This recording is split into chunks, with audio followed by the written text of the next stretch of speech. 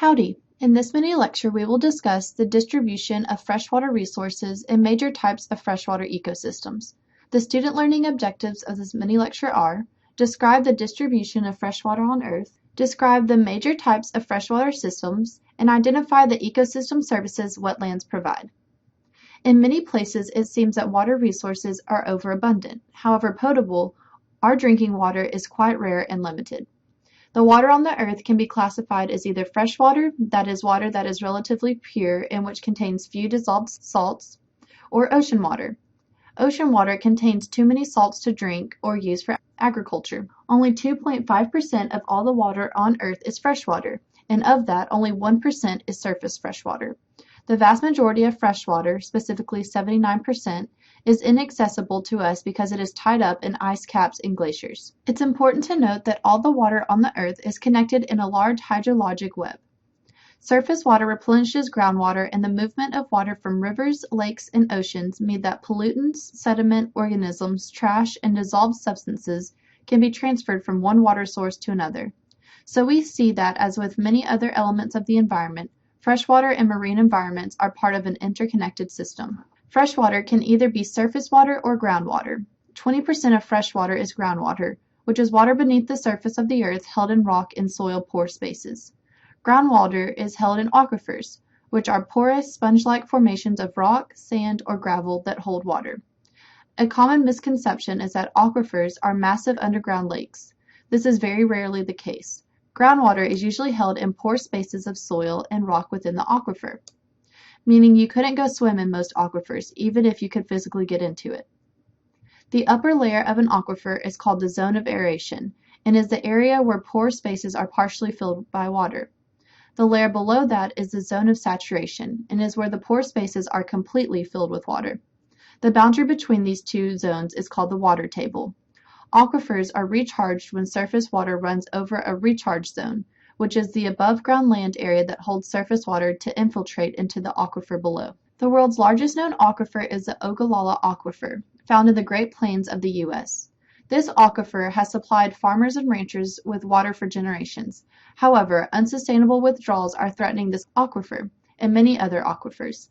Groundwater can be easily depleted and aquifers recharge slowly. There are several consequences to overdrawing an aquifer. First, water tables drop, making it harder to extract water from the aquifer. Second, wetlands dry up. Third, water becomes rare and more expensive. Fourth, if the aquifer is in a coastal region, salt water will intrude into the freshwater aquifer. Fifth, land will subside or sink.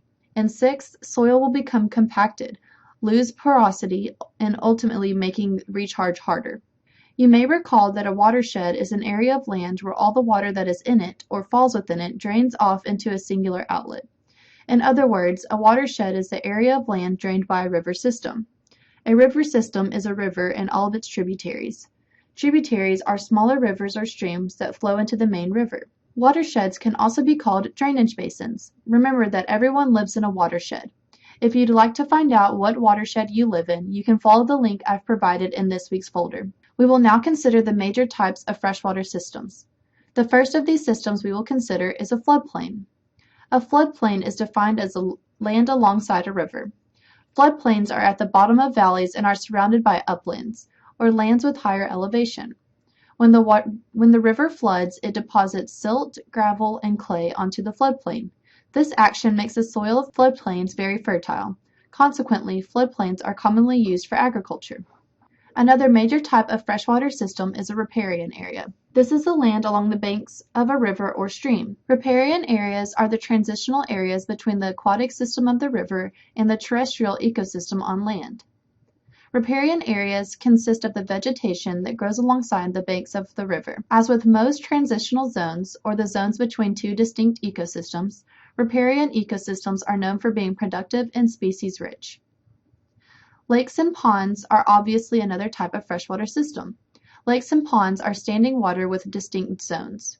The nutrient-rich edges of the water body, where the water is shallow enough to allow aquatic plants to grow, is called the littoral zone.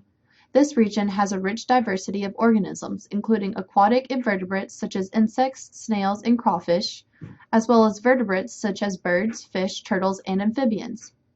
The limnetic zone is the open portion of the lake that is shallow enough to allow sunlight to penetrate its entire depth. The sunlight enables photosynthesis to occur in this zone, which means this area is teeming with photosynthetic phytoplankton, such as algae, protists, and cyanobacteria. Beneath the limnetic zone is the profundal zone. This region of the lake is the open water of the lake that is too deep to allow light to reach it. For this reason, the profundal zone does not have photosynthetic organisms, and thus the dissolved oxygen levels are lower in this zone compared to the limnetic zone.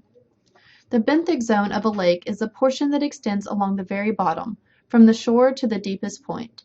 Invertebrates that live in this zone are called benthic invertebrates and are often studied to assess the health of the aquatic system. Ponds and lakes evolve over time as they receive sediment and nutrient input. Oligotrophic lakes and ponds have low nutrient content and high oxygen conditions. These lakes look clear and support a variety of organisms. Oligotrophic lakes can transform into eutrophic lakes, which are lakes with high nutrient and low oxygen conditions. The process of eutrophication is natural. For many lakes, as they age over centuries, there is a buildup of nutrients, sediment, and plant material, which slowly fill the lake basin. Eventually, the process ends and the basin becomes colonized by terrestrial vegetation. The timing of natural eutrophication is highly variable and depends on the characteristics of the basin, watershed, and climate. However, humans, by altering nutrient inputs, have greatly increased the pace at which eutrophication can occur. The final type of freshwater system we will examine is a wetland. Wetlands are areas where the soil is saturated with shallow, standing water. Wetlands have an abundance of vegetation and are considered to be very diverse and productive ecosystems. Wetlands provide valuable habitat to aquatic and terrestrial organisms, such as migratory birds. Wetlands provide valuable ecosystem services such as slowing runoff, reducing flooding, recharging aquifers, and filtering pollutants. Historically, people have drained wetlands, mostly for agriculture. For perspective, the southern U.S. and Canada have lost over half of their wetlands since European colonization. One of the main reasons Hurricane Katrina was so devastating was because Louisiana drained and developed the majority of its coastal wetlands. These wetlands act as a buffer to storms, tempering the storm surges that hit the coastal states. However, when the coastal wetlands are removed, the storm surge can reach much further inland and cause significantly more damage than if the wetlands had been in place. There are a variety of types of wetlands. Freshwater marshes are usually at mouths of rivers and have shallow water and vegetation that grows above the surface of the water, such as cattails and bulrushes. Large stretches of freshwater marshes span much of the Florida Everglades. Swamps are wetlands in forested areas, such as the swamps of Louisiana. Bogs are ponds covered in thick floating mats of vegetation and may be a transitional stage of aquatic succession. Finally, vernal pools are seasonal wetlands that exist only during wet portions of the year. As an environmental scientist, if your job is to evaluate wetlands, you must be aware of land that can serve as a wetland, even if it is only during a portion of the year. You can learn more about wetlands by taking Rangeland Ecology and Management 440. In this class, you are learning how to delineate or assess the size and extent of a wetland, and you'll learn how to make jurisdictional determinations related to wetlands. This is a highly marketable and useful class if you plan on going into environmental consulting. That concludes the first mini lecture on the distribution of freshwater resources and major types of freshwater ecosystems. Please review the weekly outline and complete the activities for this week per the schedule set forth in the outline. Thanks and gig 'em!